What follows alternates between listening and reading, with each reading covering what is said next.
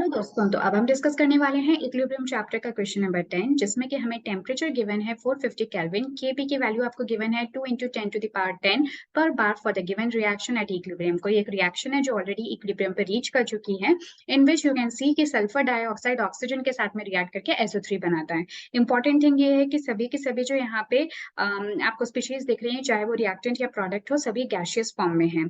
तो आपको find out करना है KC एट दिस टेम्परेचर। इसी तरह का क्वेश्चन हम लोगों ने, आपको याद होगा, क्वेश्चन नंबर 5 पे डिस्कस किया था। तो जहां पे हमने एक इक्वेशन लिखी थी KP is equal to KC RT की पावर डेल्टा N। ठीक है, तो ये जो रिलेशन है KP और KC के बीच का, वो ऑलरेडी हम लोग देख चुके हैं। अब आप में से पता है कुछ स्टूडेंट्स को ये कंफ्यूजन होती है कि जो ये वैल्यू है RT की पावर डेल्टा N, ये बेसिकली KC की तरफ होगा कि KP की तरफ होगा। तो इक्वेशन में आप देख सकते हो कि KC के साथ में आपको लिखना है। तो इसको कोई याद करने की आपको अलग से जरूरत नहीं है, दिस इज वेरी लॉजिकल, क्योंकि मैंने आपको लास्ट क्लास में भी बताया था कि PV इक्वल टू क्या होता है, NRT होता है फॉर द आइडियल गैसेस। ये आप सभी जानते हो, इसको आइडियल गैस इक्वेशन कहते हैं। तो अगर मैं V को दूसरी तरफ ले जाऊं तो ये क्या बन जाएगा, N/V/RT। और यही जो N/V होता है, ये आपका कॉन्सेंट्रेशन को रिप्रेजेंट करता है। कौन सी कॉन्सेंट्रेशन, तो आपका हो गया मोलर कॉन्सेंट्रेशन, क्योंकि मोलारिटी को याद करो, मोलारिटी क्या होता था, number of moles of solute divided by volume of solution in litres. ठीक है, तो यहाँ से मेरे पास इक्वेशन आ जाती है P इक्वल टू CRT। तो आप यहाँ पे देख सकते हो कि ये जो कॉन्सेंट्रेशन टर्म है उसके साथ ही RT प्रेजेंट है। तो इसीलिए जो आपका KP और KC का रिलेशन है, उसमें भी आप देखोगे कि जो KC है ना, उसके साथ में RT की पावर डेल्टा N होगी। तो आई थिंक ये जो आपकी कंफ्यूजन है, इससे दूर हो जाएगी। आप एक बार इसके बारे में थोड़ा सा और सोच के देखना।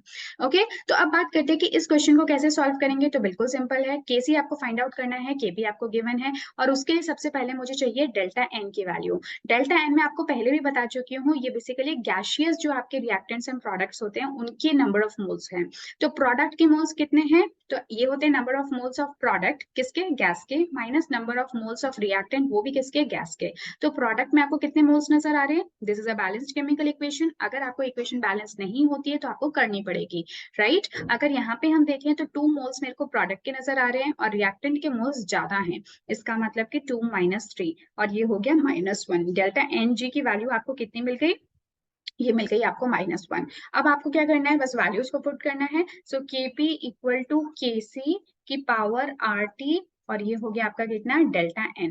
ठीक है, अगर आपको KC फाइंड आउट करना है तो क्या करना पड़ेगा, KP डिवाइडेड बाय RT की पावर डेल्टा N। और अभी मैंने आपको बताया कि जो डेल्टा N, चलो इनके वैल्यूज एक बार पुट कर लेते हैं, फिर मैं आपको बताती हूँ क्या क्या करना है। ठीक है, अब देखो यहाँ पे ये जो KC है ना, KC कितना गिवन है आपको, KC आपको बेसिकली फाइंड आउट करना है, राइट। और जो KP है वो आपको कितना गिवन है, so this is given as 2 × 10⁻10। और ये जो वैल्यू है ना, ये आपको बार्स में गिवन है।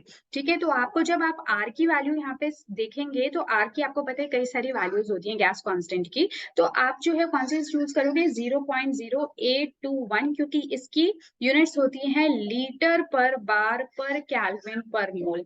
तो किस तरह से आप इनकी वैल्यूज को याद कर सकते हो, ये मैं आपको किसी और क्लास में बता दूंगी, जहाँ पे अलग अलग जो आर की वैल्यूज है और उनकी यूनिट्स किस तरह से आप याद रख सकते हो, इसके लिए एक अलग शॉर्ट वीडियो मैं आपके लिए बना दूंगी। ठीक है, टेम्परेचर क्या आप लोगों को गिवन है, बिल्कुल गिवन है, शुरुआत में हमें दे रखा था 450, और जो डेल्टा एन की वैल्यू है ये अभी हमने निकाली -1। तो अब आपके पास सारी वैल्यूज आ चुकी हैं। डेल्टा एन क्योंकि ये वैल्यू -1 है, तो आप क्या कर सकते हो, डायरेक्टली इस इक्वेशन को पूरा का पूरा ऊपर लेकर जा सकते हो। आई होप आप मेरी बात समझ गए हो। मैंने ये कहा कि KP is equal to KC, और ये जो RT में डेल्टा N है, इसकी वैल्यू कितनी है, -1। तो जैसे ही मैं इस वैल्यू को कहाँ से नीचे से ऊपर लेकर जाऊंगी, यही तो इसका मतलब हुआ है ना, तो ये मेरा क्या बन जाएगा, 1 बन जाएगा। अदरवाइज ये थोड़ी देर पहले क्या था, this was KP equal to KC RT की पावर -1, है ना। तो RT की पावर -1 क्या हो जाएगा, RT की पावर 1 हो जाएगा। तो बस अब आपके लिए मल्टीप्लीकेशन करना ज्यादा आसान हो गया है, तो आप वैल्यूज पुट करो और एक बार ट्राई करो कि क्या जो आपका आंसर है कैलकुलेशन के बाद में, क्या आपको जितना निकल कर आता है, 7.479 × 10⁻11 लीटर्स पर मोल।